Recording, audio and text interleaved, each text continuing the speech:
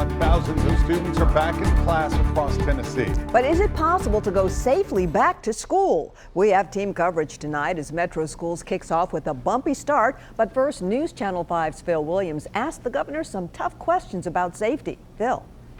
Well, Vicki, as our investigation discovered, federal officials say getting the pandemic under control is the first step before schools can safely reopen.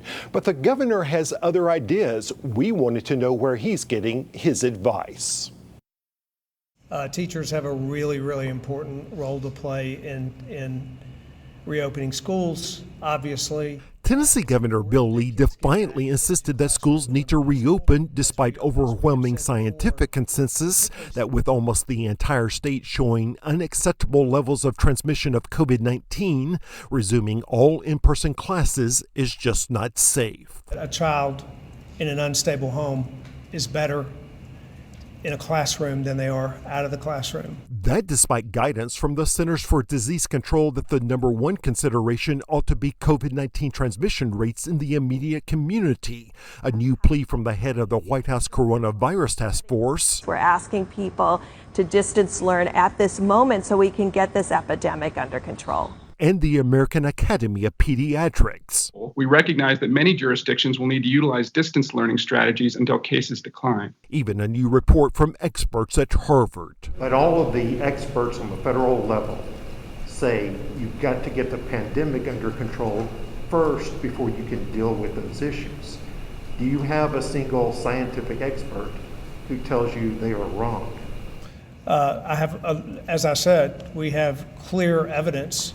But about getting the pandemic under control, sir. Well, to be clear, we have worked and continue to work every day to mitigate the spread of that pandemic in this state. The Harvard experts rank counties by risk levels based on how much the virus is spreading. Schools in counties like Davidson and Rutherford in red should have all learning remote for all learners. Orange counties like Sumner and Williamson could potentially bring back pre-K through 5th, then 6th through 8th. High schools would still be on remote learning.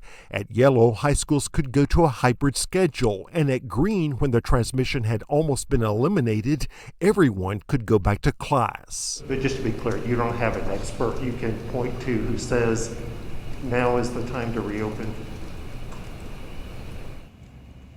25% of child abuse cases in our state is a very clear reason that I believe that we should protect children in this state and get them back into the classroom, along with a number of other reasons that we think it's best for kids to go back to school.